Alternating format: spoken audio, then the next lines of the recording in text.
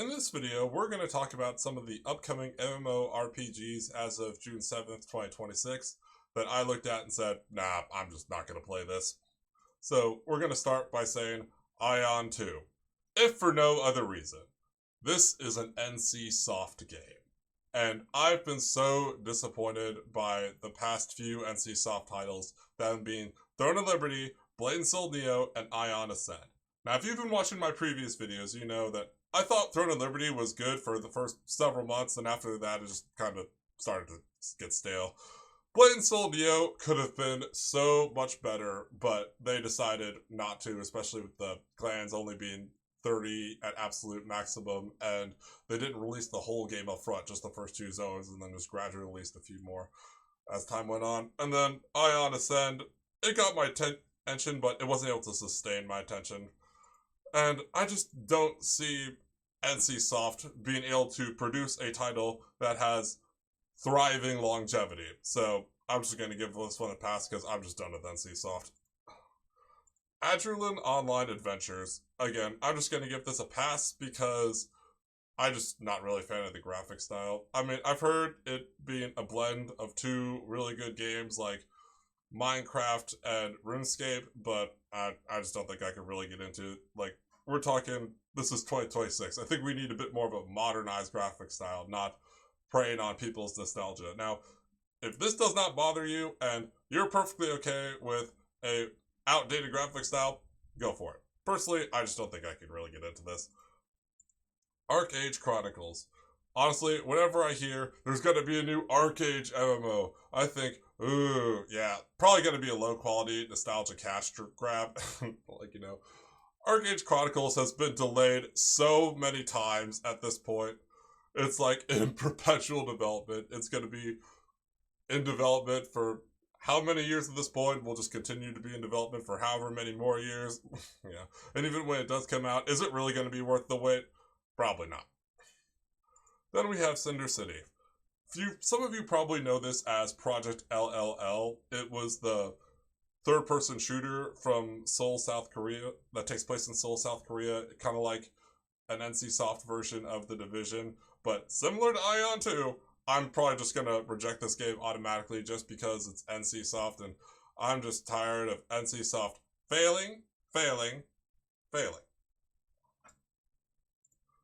Next, we have Dracontos, and similar to Adrenaline, I just don't think I'm going to be able to get into this because of the graphic style. But hey, you personally like this graphic style, you take no issue with it, go for it. Me personally, I don't think I could really get into it. Next, we have Embers of the Uncrowned. This is a top-down dark fantasy MMORPG similar to if you've played Lost Ark and the entire game wasn't Phaeton, this is probably going to be the same thing. Now, at first, I thought I would have loved to check it out, give it a chance, but there's a bit of a problem. This is going to be a Nexon game. And for those of you who know me and seen my previous videos, you know that I just don't really trust Nexon at this point. That's not what they did with their crates was not even pay to win. That was literally just pay, and then that was it. Next, we're going to have the Horizon MMO. I just don't think I'm going to be able to get into this.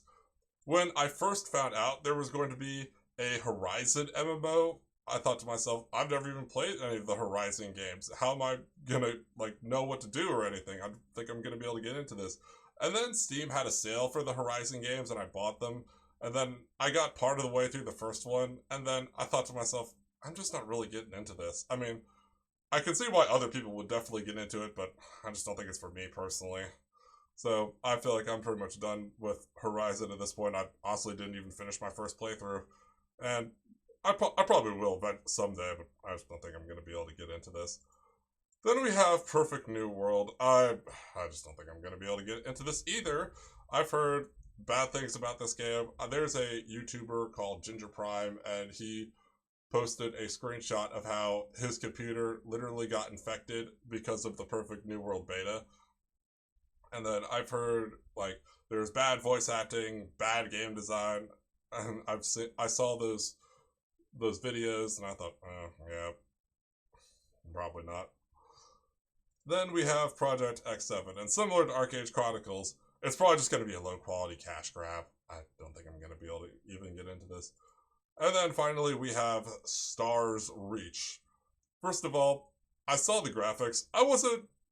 It's not a bad graphic style, but I wasn't really a fan of the graphics. And I've heard that in this game, there's going to be a heavier emphasis on multiplayer. And though it seems counterintuitive, that's pretty much a bad game design for MMORPGs. Because despite the fact that these games are quite literally multiplayer, everybody just wants to play by themselves and live in their own little world.